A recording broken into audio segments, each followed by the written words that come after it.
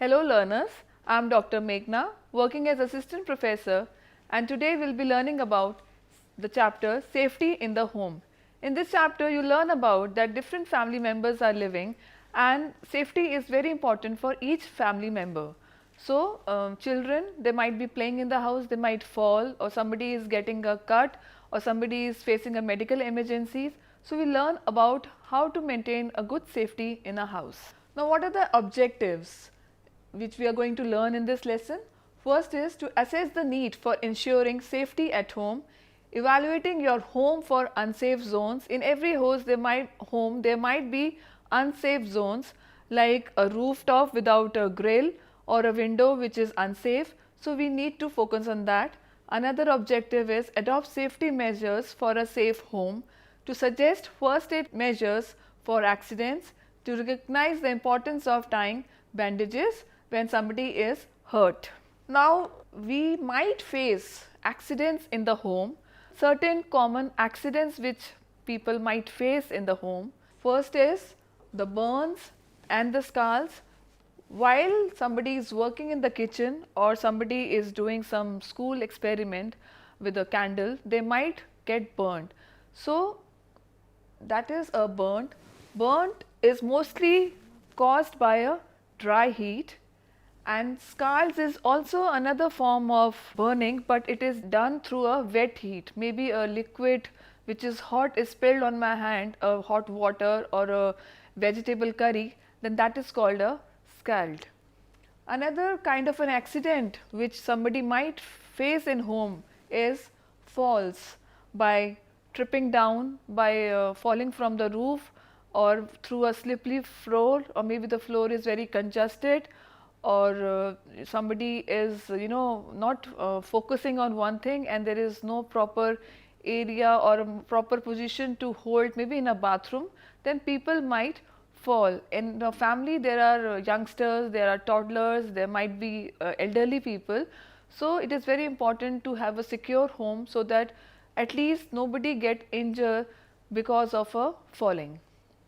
Then going on to the cuts, while working in kitchen, while working on some stitching with the scissor, we might face certain cuts and it might start bleeding. So we really need to be take care of that. And another accident which is very common and very dangerous is poisoning. Poisoning, children might eat kind of a cosmetic or a poison which is kept for pesticides, insecticides, thinking it to be a eatable material. So that gets very risky, and that is another common accident which occurs in homes. Electrocution is another category of common accident, and electrocution, in this, getting a shock through electricity, maybe the wires are unwired and not properly covered and the switches are open. So in that case a person might face electrocution, which is very risky and very fatal for one's life. So needs to be taken care of. Another common accident which can happen is choking, suffocation. In this, lot of, a child may have eaten something, swallowed some smaller part of a toy or something which adult has kept for himself, then his throat might get choked and he might suffocate himself. Or people are sleeping and they are not aware that the heater is burning inside the room and they have all closed the doors and windows. In that case they might face the suffocation and die. So these are very common accidents and very dangerous. So we really need to take care of these accidents. You can see from the picture, maybe there is certain acid is kept, so for floor cleaning. So it might, a child might come near it and might burn himself. High voltage problem is there. Some sockets have high voltage, so the warning signs, danger signs should be mentioned so that people are cautious and they don't go near a high voltage zone. They don't touch the acid bottle, and certain measures like safety, caution, notice is written so that members' attention goes towards those notices at home too. We have always seen that these notices are there in offices, in public places, where we can always keep that in a home also. Falls. Now watch your step. When you are falling, you need to watch your step, because you just can't say ki something was kept here so I fall, this railing was not there so I fall, this grill was improper so I fall. You have to be really cautious. So what are the steps? You have to wipe up the swivel. Something is fallen on the floor, you need to clean that. Stairs should be well lit. Keep stairs clear without any objects, so that one doesn't topple down, because there should not be any obstruction on stairs. Avoid cluttered floors. Sometimes floors are too many things are kept on floors and it gets very cluttered, so one tends to fall. In bathrooms there need to be hand grips, so that when one is working in a bathroom, doing something in a bathroom, one doesn't fall, because there is a lot of chances of falling in a bathroom because of the water supply. Then use proper steps while reaching high shelves. Suppose when you have to take something from a higher shelf, then you need to stand on something, so really need to be well supported. Then safety gates on stair for small children. On a stairs there has to be a side railing, so that a child while walking or an elderly while walking can take support of that railing and does not fall. We are getting injured because of the cuts. Now what are the different causes of getting cuts? A scissor might be a reason, a sharp knife might be a reason, a broken glass might be a reason, a sharp blade and pointed furniture, the corners, the joineries, maybe the nails coming out.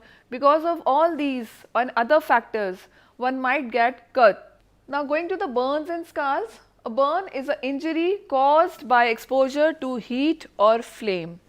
Some examples of common burn accidents are, very common examples: hot tea gets spilt on someone while somebody is drinking. It is very common, we all must have faced such a situation.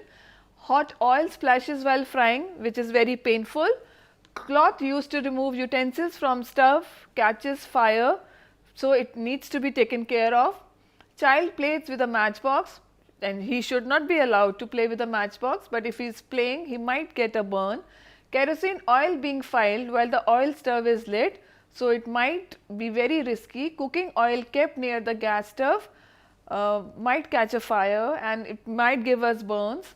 Inflammable liquids like acids, chemicals carelessly stored are very risky and we might burn ourselves. Lighted cigarettes and hot ashes thrown carelessly on the garbage might lit the fire, so it has to be taken care of. Worn out wires that may lead to short circuit and overheating. So the wires, the electricity supply in the house needs to be taken care of. We should not leave any wires uncovered, and we should check if there is a short circuit. We should check and get it corrected immediately. Two or more appliances used in one socket. Suppose there is a socket, you have applied ironing plug also and a TV plug also. Too much of overloading on one plug and a socket is going to get fire at times. And open lamps or burning candles kept near the window curtains might catch fire and the people might get burned, so it has to be taken care of. Cooking gas cylinder leaks, so one needs to check the cooking gas cylinder is proper, and these days we have cooking gas through pipes also, so for that leakage also we need to check. Now another common accident which we discussed earlier also, it's about preventing poisoning at home. What are the steps we need to take care of? We need to label all medicines or bottles of the chemicals, maybe of our cosmetics, of pesticides, insecticides. We need to label them so that people know this is of different purpose and not to be eaten away.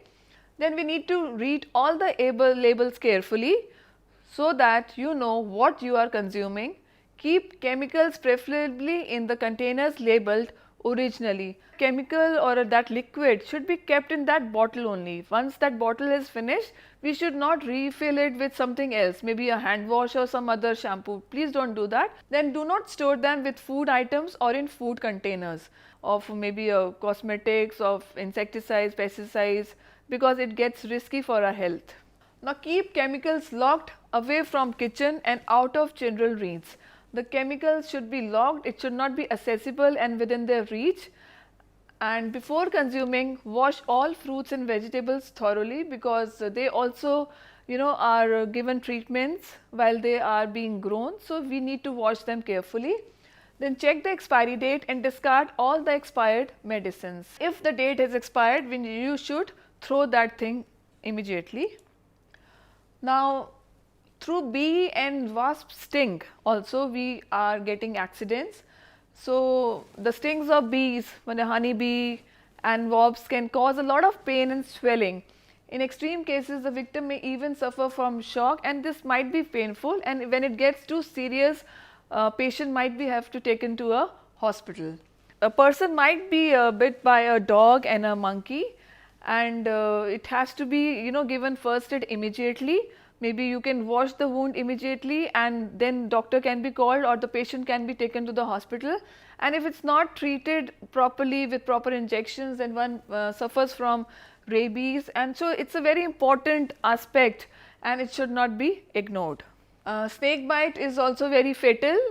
You are bitten by a snake, and since snakes are poisonous, so one has to be given that treatment immediately, and therefore it is advisable to consult a doctor as soon as possible. Now, another cause of an accident is suffocation and choking.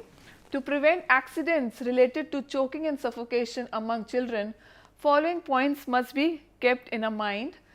Adult supervision is a must. In a family where you have smaller children, toddlers or preschoolers, please don't leave them alone at home. Adult supervision is needed. Then toys with small parts should not be given to young children. Children will always play with toys.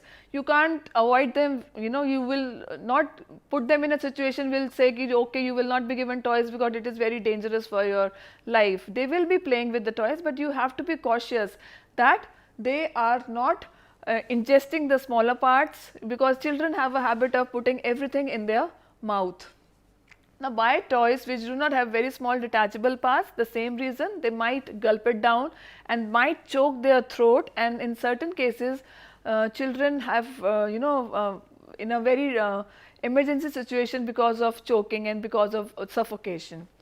And keep polythene bags out of reach of children, because they have a habit of the children are very inquisitive. They have a habit of inquiring what this thing is all about, how this thing will be used. So they might suffocate their head in a poly bag and or maybe in a bucket. So we need to really take care of these things. Now, how to handle the broken glass? Through broken glasses, when the glass in which we are drinking water drops down, or a water bottle drops down, or any material which is made up of glass is broken, maybe a center table with a glass in a drawing room. So, we really need to be cautious. What we need to do is, we just can't start picking the glasses with our hands and all. We have to be cautious, because while picking up the glasses, we might get cuts, and at times they might protrude in our skin, and it might create lot of injury. So, we need to pick up all large pieces carefully and dispose them. First of all, when something like glass breaks down, there are smaller pieces also, some powdered glasses and a bigger pieces. You need to collect the bigger pieces first, then pick the broken glass pieces by using wet mop, cotton, sticking tape or plasticine, because as these things will be wet and sticky, so the powdered glasses which are also broken along with the glass will be attracted towards those things, and it will be not left on the floor. Now, another method which can be used to collect the glass pieces, as the glass pieces will get stick to it, and broken glass pieces should be wrapped in several layers of newspapers.